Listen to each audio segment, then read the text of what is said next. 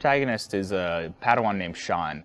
Ni hao to all of our Star Wars fans in China. I'm so pleased to share with you that the first Star Wars web fiction, Star Wars: The Vow of Silver Dawn, will premiere on the China Literature app. We're joining forces with China Literature to tell stories within the Star Wars galaxy.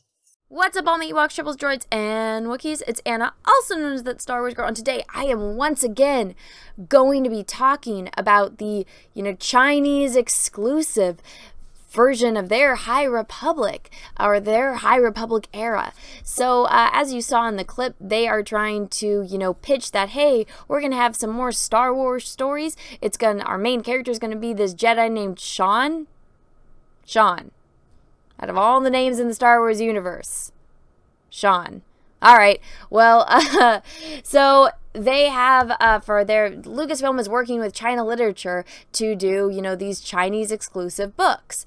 And I thought it was interesting because then I went and I found this tweet. And so this person is asking Matt Martin a question. And they said, any reason why it's Chinese exclusive if it's a High Republic era? Seems like those of us in the United States might miss out on important info if it's part of the publishing initiative for the High Republic era. And so then Matt responded with, it's built specifically to avoid that. The same way the Chinese audience probably won't be reading this American High Republic stories. Oh, this is an own in and of itself. So remember when, Justine Ireland pulled a Kelly Sue DeConnick where she was like, if you don't like my politics, don't buy my book. And a lot of people were like, all right, we won't. We aren't going to buy your book, especially after all the racist things that you've said. So it's interesting. So basically what this tells me is that the Chinese audience aren't getting the High Republic. They're not getting those books, maybe because it has people of color in it. I'm pretty sure they're going to have, people that are part of the LGBTQ plus community. And as we have learned, China doesn't like that very much, and the reason why we have learned that is because Disney censors their movies for it. They censor their posters. They took out that lesbian kiss scene that was in the end of The Rise of Skywalker. So it doesn't surprise me that the High Republic era books aren't going to be allowed in China. So instead, they're doing this other book with the main character of Sean, and it's only getting released in China. It's only going to be in Chinese. They're not going to do any translation for it. But luckily, guess what? There's people on the internet that can read Chinese and that also can, read English and write in English and, can speak in English. There are people that are bilingual in both English and Chinese and have decided to translate it.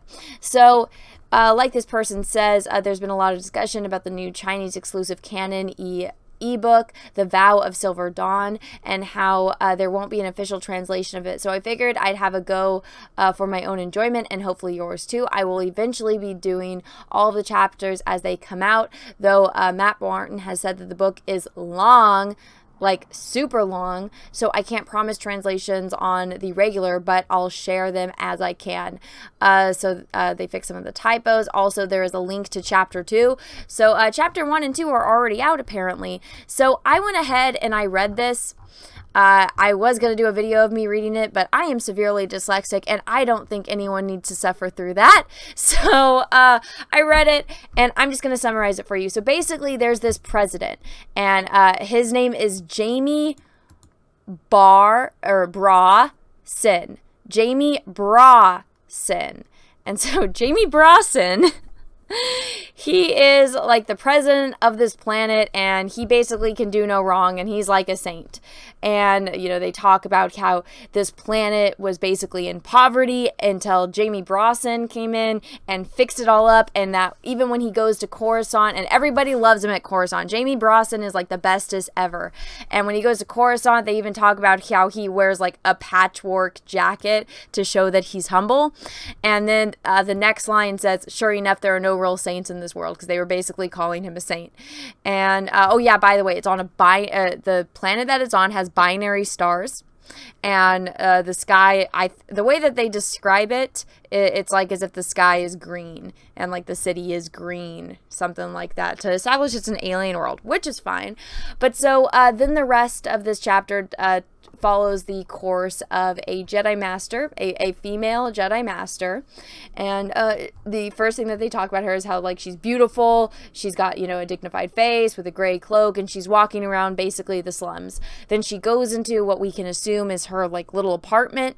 And, oh yeah, see right here, green sunlight. So she goes into her little apartment, and then you see, also there's, like, thugs that are, like, following her, and then she does something to make them forget what they were doing, and they go away. So it's trying to set the mood that it's not a good place. The part of town, even though this is supposed to be a prosperous city that Jamie Brawson fixed, apparently not everyone can live in the city, and that there's slums. And so she's in the slums where there's, like, black market and people that will, try to get your organs, murderers.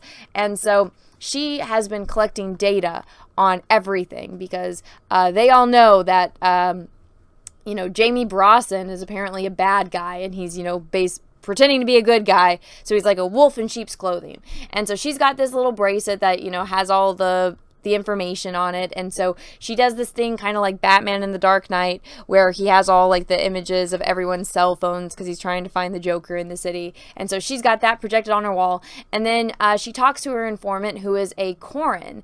And so she's talking to him, and he's basically like, yo, you got all of this data? Dang, you have enough to, persecute this dude. You should take it to court. And she said, no, I'm a Jedi, so I can't. Do you think you can? And he's like, no, because what's his face? Jamie Brawson has a lot of friends, and he can turn, through the court system, he can turn the color black to the color white. So it's too dangerous. Basically a Jedi's got to do it. And then they start talking about how, because Jamie is the president, that he never does any of the dirty work. He basically has his minions do the dirty work for him, and that he has this basically secret mansion that's on the outside of the city. And it's a super top secret mansion. Nobody knows where it is. Nobody can find it. And anyone that does find it goes missing. And that's when Mostema, that's her name, I'm not kidding, Mostema, who is the female Jedi Master, she says, all right, well, I'm not going to go look for it. I'm going to send my apprentice, Sean, to go do it. And the Corrin's like, what? Your apprentice? Like, this is something a Jedi Master's got to do. And then Sean, she, like, does, all right, well, we're going to, we're already, like, face hologramming, Skyping right now.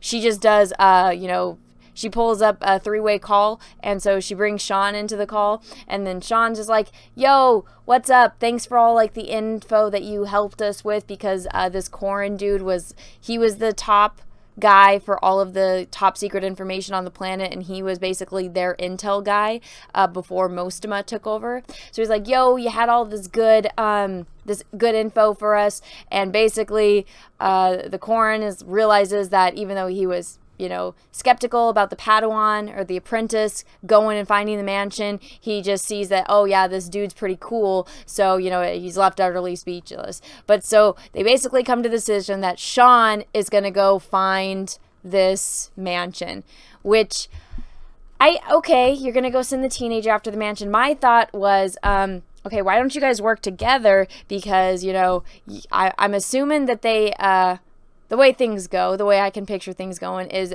Jamie Brawson, he's a dude. I mean, maybe what she should do, since they described her as beautiful, they made a point of describing her as beautiful in the beginning of this. Why don't they just have her, disguise herself as, I don't know, a dancer or something, and infiltrate his mansion, kind of like the way Mara Jade infiltrated Jabba's palace, and then she can go, Sean can follow, from the outside, so that way he can find it. And while she is talking to Jamie, distracting him, Sean can go do recon and get all the information he needs from the mansion. That's just what I thought would work. But so basically that's what this is. So the link for this, this is on Reddit. So the link for this is actually in the description of the video, but you can also see it right here.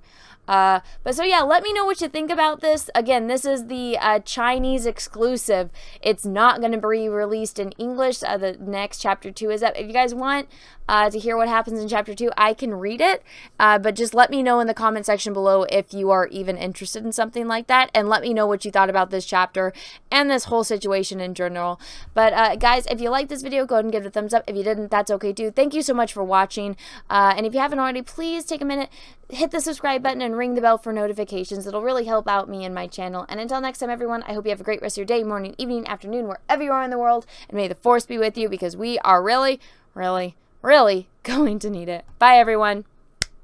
What's up, everyone? It's Anna, also known as That Star Wars Girl, and I have an Etsy store, so if you've ever wanted to own a print of my artwork, this is the place to go. As you can see, I have a lot of recognizable characters, from horror films to heroes to Star Wars characters. Some of the notable characters I have on here are Darth Vader, which I did a couple live streams painting, so you can own a print of this painting. I also have Luke Skywalker, the binary sunset version, one of my favorite scenes in the original New Hope movie.